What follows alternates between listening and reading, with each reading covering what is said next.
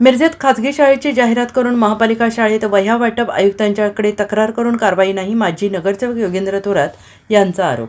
माजी नगरसेवक योगेंद्र थोरात आणि नायकवाडीज ग्रुप या संस्थेचा वाद आता टोकाला पोहोचला आहे. नायकवाडीज ग्रुप या शिक्षण संस्थेने स्वतःच्या वह्यांवर जाहिरात करून कोणतीही परवानगी न घेता महापालिका शाळेतील विद्यार्थ्यांना वाटप केलं असल्याचा आरोप माजी नगरसेवक योगेंद्र थोरात यांनी केला आहे. आज महापालिका सहाय्यक आयुक्त यांच्याकडे तक्रार करत त्यांनी सदर नायकवाडीज ग्रुप संस्थेवर कारवाई करण्याची मागणी केलेली. एका शाळेत या वह्या वाटप करण्यास शिक्षकांनी विरोध केल्यानंतर त्यांना आमदार पुत्रांनी शिवीगाळ केल्याचाही आरोप आहे योगेंद्र थोरात यांनी केला आहे. आणि याची तक्रार शिक्षकांनी महापात्र यांच्याकडे केली असता अद्याप कारवाई केली नसल्याने त्यांनी नाराजी व्यक्त केली. आमदार इद्रिस नायकवाडी हे महापालिका शाळा बंद पाडत असल्याचा आरोप थोरात यांनी केला आहे. माजी नगरसेवक योगेंद्र थोरात आज आपल्या विद्या पाटील म्हणून अतिरिक्त आयुक्त शिक्षणाचा विभाग त्यांच्याकडे आहे.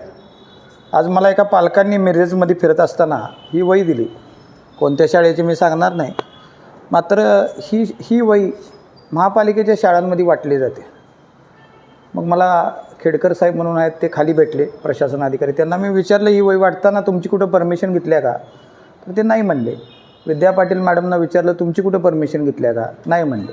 शासनाचा कडक भाषेत निर्बंध आहेत की कोणतीही वस्तू विद्यार्थ्यांपुढं नेत असताना तुम्ही शासनाची परमिशन घेतली पाहिजे. पण ह्यांना परमिशनचा काय हेच नसतो, हे करेल ते कायदा असतो. पण आपण पाहू शकता की सांगली मिरज कुपवाड महापालिका प्राथमिक शिक्षण मंडळ हे अस्तित्वातच नाही. आपल्या गणपती बाप्पाचा जे महापालिकेचा सिंबल आहे तोही आहे याच्यावर. आणि सगळ्यात वाईट म्हणजे काय की दुसऱ्या शाळांची ॲडव्हर्टाईज केलेली आहे, प्रायव्हेट शाळेची. हे काय NGI म्हणजे नायकवाडीज ग्रुपच्या ज्या शाळा आहेत त्यांच्या 50-60 त्याची ॲडव्हर्टाईज यांनी केलेली आहे. शैक्षणिक उत्कर्षाचा साथीदार म्हणजे तुम्ही ज्यांना भाजी भाकरी मिळत्या त्यांच्यापुढं तुम्ही काय तर तूप दाखवून, काय तर तूप रोटी दाखवून आमच्या शाळेत या अशी ॲडव्हर्टाईज आहे. म्हणजे किती त्यांचा चांगुलपणा आहे बघा. मी चांगुलपणा म्हणेन. नगरपालिकेच्या शाळा कशा बंद पडाव्यात आणि स्वतःची शाळा कशी चांगली चालेल, स्वतःचं घर कसं भरता येईल, फक्त एकच हे लक्ष त्यांच्या दिवसभर डोक्यात असतं. त्याच्यापेक्षा वाईट म्हणजे नाही, आता विधान परिषदेची आचारसंहिता चालू होती, त्या काळात या वह्या वाटता येतील का?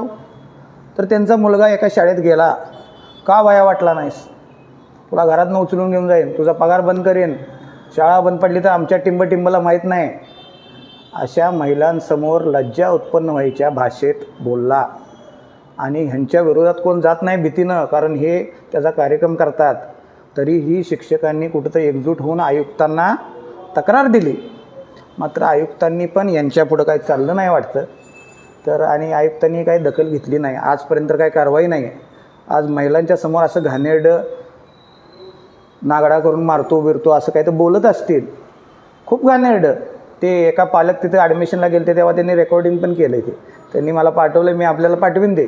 पण इतक्या खालच्या भाषेत एका शिक्षकाला 10वी आणि 12वी झालेले लोक जर शिक्षकांना शिव्या घालत असतील, तर आपण स्वतः देवेंद्र फडणवीस साहेब आज म्हणत आहेत की मराठी शाळा टिकल्या पाहिजेत, जिल्हा परिषद शाळा मोठ्या झाल्या पाहिजेत, आमच्या शाळा हायफाय आहेत.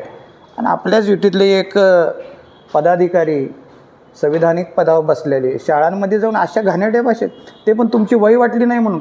काय एवढ्या वहीत, आणि ही वही वाटली नाही म्हणून तुला पोलीस स्टेशनमध्ये घालीन, असा कुठला नियम आहे? तुमच्या हे चेहरे असलेले छान छान वह्या वाटल्या नाही म्हणून शिक्षकांना पोलीस स्टेशनला जाणार? शिक्षक रडत बसले होते. त्यांनी कुठंतरी आयुक्तांकडे जाऊन तक्रार केली असं कळालं, पण काहीच नाही. त्यांच्या दबावापुढे चालत नाही. मी ही गोष्ट आमच्या राज्याचे उपमुख्यमंत्री होते अजितदादा, हे जर आज जिवंत असते, आम्ही मिस करतो आहे त्यांना. आज आम्ही त्यांच्याकडे जर तक्रार केली असती तर काय झालं असतं तुम्ही विचार करा.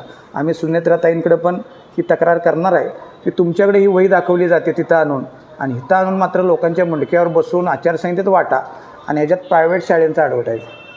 हे कुठंच या गोष्टी चालत नाही. पण हम करे सो कायदा. तर माझी मिरजकरांना विनंती आहे, या शाळा वाचवायच्या लढाईमध्ये विनंती आहे, साथ द्या. खास शाळा बंद पाडायसाठी महापालिकेमध्ये मीटिंग घेतली जाते. स्वतः आमदार नायकवाडी साहेब जातात मीटिंगला, आणि आजच्या आज 4थीच्या पुढे शाळा चालवायची नाही, ते दाखले 5 नंबरला देऊन टाका, 21 नंबरला देऊन टाका असं नायकवाडी साहेब सांगतात. अहो, तुम्ही संविधानिक पदावर आहे साहेब, तुम्ही महापालिकेच्या शाळा वाढल्या पाहिजेत. आपली अल्पसंख्याक मुलं शिकत आहेत.